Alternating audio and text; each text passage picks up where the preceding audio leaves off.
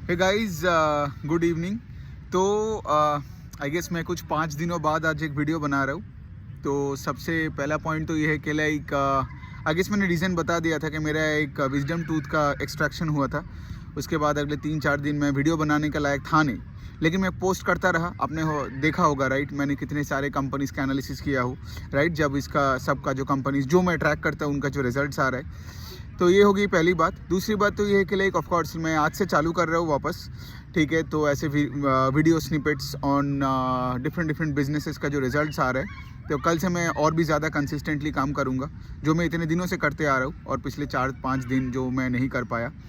Anyway, तो अभी थोड़ा सा बात करते हैं कि लाइक आज के टॉपिक पे, ठीक है। तो बेसिक सा टॉपिक है, ठीक है। जो रिटेल इन्वेस्टर्स मुझे बहुत बार बार बोलते रहते हैं कि लाइक सर ये क्या आप इतने कंपनीज को एनालिसिस करते हो, क्या इतना ढूंढते रहते हो, जबकि हमारे पास HDFC बैंक है, ब्रिटानिया है, एशियन पेंट्स है, इतने बड़े बड़े जो बिजनेसेस है। बाय द वे मैं एक पार्क में हूँ अभी, आप पीछे देख सकते हो एक पार्क है, ठीक है। तो मुझे लगा मेरे घर के आसपास ही है ये पार्क, तो मुझे लगा ये पार्क पे बैठ के थोड़ा आज बात करूँ। और वैसे भी पिछले 4-5 दिन में घर से बाहर आया नहीं, तो मुझे लगा चलो थोड़ा सा बाहर का माहौल देख लेते हैं, दुनिया कैसा है। एनीवे, कमिंग बैक, तो अगर आप देखोगे कि लाइक लोग मुझे बोलते हैं कि लाइक इतने बड़े बड़े जो बिजनेसेस है, रिलायंस इंडस्ट्रीज़ हो गई, नेस्ले इंडिया, तो ऐसे बिजनेसेस को आप ले लो ना, बिकॉज आपको छोटे कंपनीज में जानी क्यों है। ये मिड एंड स्मॉल कैप में, जिनमें इतना सारा मतलब EPS में वॉलेटिलिटी है, कंपनीज को ट्रैक करना पड़ता है, कभी देखोगे इनका फ्लोटिंग शेयर्स में दिक्कत है, कम है, सर्किट खा जाता है, क्यों करते हो, करेक्ट। लेकिन मेरा सवाल यही है कि लाइक जो लोग मुझे सवाल पूछते हैं ना, उनका मैं पूछता हूँ कि आपका एज क्या है। तो सबका एज होता है 20s एंड 30s में, तो मेरा उनका वही कहना है कि आप 20s एंड 30s में रिटायरमेंट स्टॉक ले लोगे तो आप पैसे कैसे बनाओगे। सिंपल सी पॉइंट है, देखो मैं आपको कुछ एग्जांपल देता हूँ, ठीक है। सोचो HDFC बैंक, ठीक है। HDFC बैंक अगर 2000-2005 के उस टाइम सोचिए, ठीक है, जब वो 5-10 साल पुरानी बैंक था, उस टाइम पे वो 30-35% से ग्रो करता था अपना लोन बुक को, ठीक है। तो अगर HDFC बैंक उस जगह में होता तो आप मुझे उस टाइम पे यही सवाल करते कि क्यों HDFC बैंक लेना है, राइट। और उससे कोई बड़ा बैंक का एग्जांपल लेते, राइट, और बोलते कि HDFC बैंक में नहीं जाना है, राइट, क्योंकि 30-35% से ग्रो कर रहे हैं, मतलब उसका बेस छोटा होगा, राइट। और अगर 8-10 साल का एक्सपीरियंस है तो उतना रेपुटेशन भी नहीं हुआ होगा। तो उस तरीके से देखिए, ठीक है। लेकिन आज जब HDFC बैंक का कुछ 30 साल के आसपास हो चुका है, ठीक है, 1994 से आज तक, तो आप मुझे बोलोगे कि लाइक ये तो स्टेबल कंपनी बन चुका है। सो एक हो गया ये बात। दूसरे साइड अगर आप देखोगे, there is another bank called CSB bank करके, ठीक है। वो पहले साउथ इंडिया में हुआ करता था, मतलब अभी भी है, लेकिन अभी साउथ इंडिया से वो पैन इंडिया बनने का कोशिश कर रहा है। वो पहले सिर्फ गोल्ड लोन बेस्ड एक बैंक हुआ करता था, लेकिन अभी वो क्या कर रहे हैं, रिटेल, SME, इन सब में जा रहा है। बाय द वे मैं जो भी नाम बोल रहा हूँ ना, ये कोई रिकमेंडेशन नहीं है। तो मेरा CSB बैंक लेने का एग्जाम्पल क्या है, मतलब ये एग्जाम्पल में लेने का एग्जाम्पल यही है कि आज आप देखोगे CSB का जो टॉप लाइन का, मतलब इनका जो लोन बुक है, दैट इज ग्रोइंग अराउंड 25-30% के बीच में, जबकि HDFC bank is growing at 17%। अब ऑफ कोर्स HDFC बैंक का अगर आप देखोगे, historically HDFC bank has been a better bank than CSB bank, right. लेकिन CSB बैंक में बड़ा पैसा बनने का HDFC बैंक से ज़्यादा उम्मीद तो है, तो आप इसको ट्रैक कर सकते हो, क्योंकि अभी वो साउदर्न मार्केट से अभी वो पैन इंडिया बनने का कोशिश कर रहे हैं। दूसरा, अगर मैं आपको एग्जांपल ले लूँ कि अगर आप देखोगे बिजनेसेस लाइक ब्रिटानिया, ठीक है, जो ऑलरेडी पूरा कंट्री में फैल चुका है, तो आज ब्रिटानिया लेके आप शायद ज़्यादा पैसे ना गवाओ, of course you are right. लेकिन ब्रिटानिया का अगर मैं रिजल्ट बताऊँ आपको, ये जो Q2 का जो नंबर्स आया है, इनका टॉप लाइन का ग्रोथ इज ऑलमोस्ट 0%, मतलब इनका ग्रोथ ही नहीं है। लेकिन सिंस ये फैला हुआ बिजनेस है, सिंस इतना बड़ा ब्रांड है, इसका स्टॉक नीचे नहीं जाएगा, लेकिन सिंस ग्रोथ नहीं है तो ऊपर भी नहीं आएगा। तो एक 20s एंड 30s का एक बंदा ब्रिटानिया लेके क्या करेगा, है ना।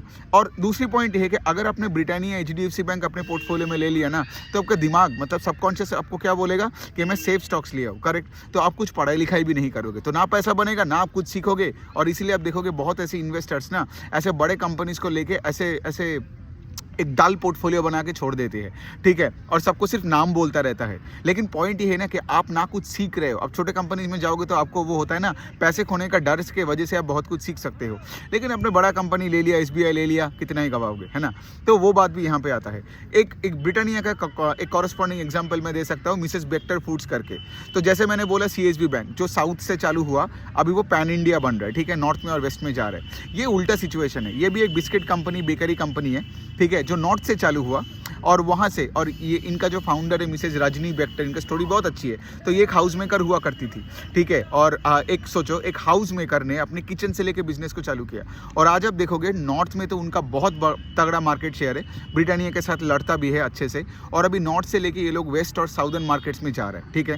तो ऐसे बिजनेसेस पे ज़्यादा गौर कीजिए जो डिस्ट्रीब्यूशन स्ट्रेंथ पे खेल रहा है। तीसरा एक और एग्जांपल दूं मैं, जैसे फॉर एग्जांपल आज अगर आप टाइटन को देखोगे और लेट्स से आप कल्याण और सेनको को देखोगे, टाइटन को देखोगे तो पैन इंडिया बेस हो चुका है। ऑल्दो टाइटन का अभी भी अगर आप देखोगे कि इंडिया में जो उनका मार्केट शेयर है, I mean not market share but उनका टॉप लाइन का ग्रोथ 17, 18, 19%। लेकिन सिंस कल्याण ज्वेलर्स और सेनको, कल्याण भी साउथ से था, अभी साउथ से लेके पैन इंडिया बनने का कोशिश कर रहे हैं, और सेनको जो ईस्ट इंडिया में था, specially starting from Calcutta, from my part of the world, यहाँ से लेके अभी नॉर्थ और वेस्ट में जाने का कोशिश कर रहे हैं और सेंट्रल रीजियंस में जाने का कोशिश कर रहे हैं। सो इसका क्या मतलब, अब इसीलिए देखोगे सेनको और कल्याण का टॉप लाइन का pace of growth is higher than Titan, क्योंकि टाइटन का कितना है 17, 18, 19%, सेनको का है अगर इंडिया ऑपरेशंस में देखूँ तो कुछ 27%, और अगर कल्याण का देखोगे तो अराउंड 33% आता है। इंडिया का ऑपरेशंस का बात कर रहा हूँ मैं। तो इसका क्या मतलब, इसका मतलब, लेकिन अब आप मुझे बोलोगे कि लाइक अरे ये सब क्यों करनी है, लेकिन आप ये सोचो ना, हमारे कंट्री में अगर कोई ऐसा कोई प्रोडक्ट है, मतलब कोई भी प्रोडक्ट हो जाए, ठीक है, लेकिन अगर वो स्केल कर पाया ना तो मैटर नहीं करता है कि वो प्रोडक्ट कौन सा है। मैं यही बोलने का आपको कोशिश कर रहा हूँ, क्योंकि सोचो ना, आज अगर आप देखोगे फिनेंशियल्स हो, जैसे CSB बैंक हो गया, और भी एग्जाम्पल मैं दे सकता हूँ, अरमान फिनेंशियल, 5 स्टार माइक्रो फाइनेंस, तो ऐसे कंपनीज आप देखोगे ना, नए नए शहरों में जा रहे हैं, नए नए गाँव में जा रहे हैं, नए नए सिटीज़ में जा रहे हैं और अपने दुकानें खोल रहे हैं। तो ऐसे कंपनीज को देखो, रेदर देन से फॉर एग्जांपल एक स्टेट बैंक ऑफ इंडिया जो पूरे कंट्री में फैल चुका है, और आज उनका इतने बड़ा जो बेस है उसमें इनका ग्रोथ है कुछ 12%। अगर स्टेट बैंक का देखोगे तो एडवांसेस, मतलब लोन बुक का ग्रोथ है ओनली 12%। अब ऑफकोर्स 12% तो होगा ही ना, बिकॉज उनका 34 लाख करोड़ का बुक है। लेकिन आप एक छोटे ऑर्गेनाइजेशन को देखोगे, जैसे मैंने इतने सारे एग्जाम्पल्स आपको दिया, जो एक जगह से चालू हो रहा है और पूरे कंट्री में फैलने का सपना देख रहे हैं, और इसीलिए तो आपको इस कंपनीज को ट्रैक करना पड़ेगा, है ना। और अगर ये कर पाया तो सोचो, ऑफकोर्स बीच में किसी को सर्दी खांसी तो होगा ही ना, लेकिन सोचो ये इन लोगों में से अगर कुछ भी कर दिया तो आप बहुत पैसे बना लोगे, है ना। तो आपको इस मेंटालिटी से स्टॉक मार्केट में आना है और पैसे बनानी है, रादर देन थिंकिंग के लाइक यार मैंने ब्रिटानिया फैल चुका है, HDFC और HUL और नेस्ले ये सब फैल चुका है, तो चलो इन्हीं में जाते हैं और चलो सेफ खेलते हैं। लेकिन पॉइंट वही है ना कि लाइक सेफ खेलने से आप बड़ा पैसा कभी नहीं बना पाओगे, आप टिके रहोगे बाजार में। और मैं एक चीज़ बोलता हूँ ना कि लाइक सिर्फ लॉस नहीं करना है, ये मेंटालिटी लेके मत आओ। ऑफकोर्स हमें पैसा बनाना है, ये मेंटालिटी लेके आओ। और ऑफकोर्स अगर आप पैसे बना रहे हो तो आप तो ऑटोमेटिकली लॉस नहीं कर रहे हो ना। लेकिन कुछ लोग हैं, मैं देखा हूँ कि लाइक सिर्फ बोलते हैं कि लाइक मुझे लॉस नहीं करना है। तो मैं यही बता रहा हूँ कि लाइक अगर आप ब्रिटानिया पढ़ते हो तो आप बेक्टर को देखो, राइट, CSB बैंक को देखो, आप आज अरमान को देखो, 5 स्टार को देखो कुछ। और इससे क्या होगा ना, छोटी कंपनीज है ये सब, कोई रिकमेंडेशन नहीं है, ठीक है, मुझे कुछ एग्जांपल्स देना था। और अगर आप 20s एंड 30s के हो तो ऐसे कंपनीज को देखो जिसका मार्केट कैप छोटा है, जो जैसे मैंने बोला जो अपने डिस्ट्रीब्यूशन को स्केल अप कर रहा है। आप इंडिया में कोई भी प्रोडक्ट ले लो, ठीक है, आप देखोगे हिस्टोरिकली कोई भी अगर दुनिया में प्रोडक्ट्स ले लोगे, इंडिया में अगर सोचो इतना बड़ा देश है हमारा, मतलब 30-31 के आसपास का कोई स्टेट्स, नंबर ऑफ स्टेट्स है।